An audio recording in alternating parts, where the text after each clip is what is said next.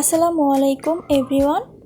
আজকে আমি আপনাদের মাঝে শেয়ার করব আজকে আমি ফুলকপি আর ডিম দিয়ে খুবই মজার আর খুবই হেলদি একটি সবজি রেসিপি শেয়ার করব। এটা রুটি কিংবা পরোটা অথবা গরম ভাতের সাথে খেতে কিন্তু দারুণ লাগবে আর তৈরি করাও কিন্তু খুবই সহজ।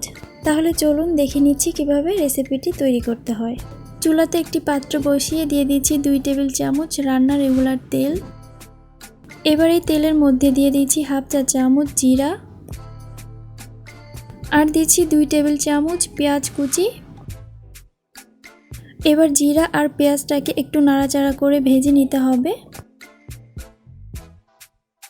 এবার আমি দিয়ে দিচ্ছি এখানে 4-5টা কাঁচামরিচের ফালি। ঝালটা আপনাদের প্রয়োজন মতো ব্যবহার করবেন। পেঁয়াজ আর কাঁচামরিচ হালকা করে একটু ভেজে নেওয়ার পর এবার আমি দিয়ে দিচ্ছি হাফ চা চামচ হলুদ গুঁড়া। হলুদ গুঁড়া দেওয়ার পর এবার এগুলোকে একটু নাড়াচাড়া করে মিশিয়ে নিতে হবে। এবার আমি এখানে দিয়ে দিচ্ছি ফুলকপি, ছোট ছোট করে কেটে নিয়েছি। ফুলকপির অর্ধেকটা এখানে ব্যবহার করছি। আর দিচ্ছি 2টো আলু দুটোকে কিউব করে কেটে নিয়েছি। এখানে আলুর সঙ্গে মিষ্টি আলু ব্যবহার করেছি। এবার এই ফুলকপি আর আলুগুলোকে মশলার সঙ্গে কিছুক্ষণ সময় ধরে একটু ভেজে নিতে হবে। এবার আমি দিয়ে দিচ্ছি স্বাদ মতো কিছুটা লবণ। লবণটা দিয়ে দেওয়ার পর এবার ফুলকপিটাকে খুব ভালো করে একটু নাড়াচাড়া করে ভেজে নিতে হবে। এবার এই ফুলকপিগুলো সেদ্ধ হওয়ার জন্য দিয়ে দিচ্ছি অল্প পরিমাণে পানি। এখানে অল্প করে পানি দিতে হবে, বেশি পানি দেওয়ার প্রয়োজন নেই। অল্প পানিতে এগুলো খুব ভালো করে সেদ্ধ হয়ে যাবে। এবার একটি ঢাকনা দিয়ে ঢেকে 3 থেকে 4 মিনিট রান্না করে নিতে হবে। এবার চুলার আঁচ মিডিয়ামে রেখে কিন্তু রান্নাটা করতে হবে। এর ফাঁকে এগুলোকে 2-1 করে নাড়াচাড়া করে দিতে হবে।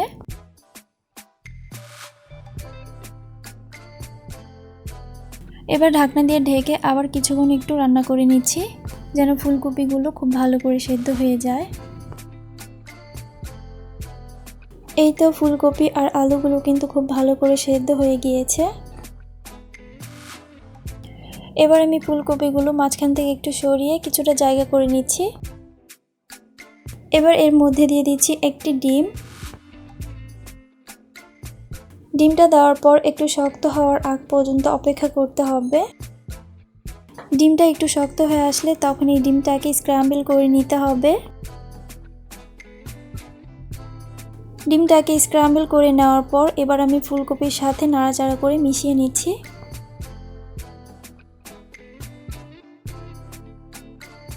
এবার আমি দিয়ে দিচ্ছি এখানে 2 টেবিল চামচ ধনিয়া পাতা কুচি। ধনিয়া পাতা দেওয়ার পর এবার এগুলোকে একটু নাড়াচাড়া করে মিশিয়ে নিতে হবে। ফুলকপিগুলো কিন্তু খুব ভালো করে সেদ্ধ হয়েছে। এর সাথে ফুলকপিগুলো কিন্তু আস্তেও রয়েছে, ভেঙে যায়নি। ধনিয়া পাতা দেওয়ার পর ফুলকপি আর আলুটাকে খুব ভালো করে একটু নাড়াচাড়া করে ভেজে নিতে হবে। ভেজে নেওয়ার পর এটার কালারটা অনেকটা চেঞ্জ হয়ে আসবে আর খেতেও কিন্তু অনেক বেশি ভালো লাগবে। এই তো আমার ফুলকপির ভাজিটা কিন্তু রেডি হয়ে গিয়েছে। এবার আমি চুলা থেকে নামিয়ে নিচ্ছি। এই রেসিপিটা যদি আপনাদের কাছে ভালো লেগে থাকে অবশ্যই আমার চ্যানেলটিকে সাবস্ক্রাইব করে পাশে থাকা বেল বাটনটি অন করে রাখবেন পরবর্তী ভিডিওর আপডেট পাওয়ার জন্য। এতক্ষণ আমার সঙ্গে থাকার জন্য অসংখ্য ধন্যবাদ। অনেক বেশি ভালো থাকবেন সবাই। আল্লাহ হাফেজ।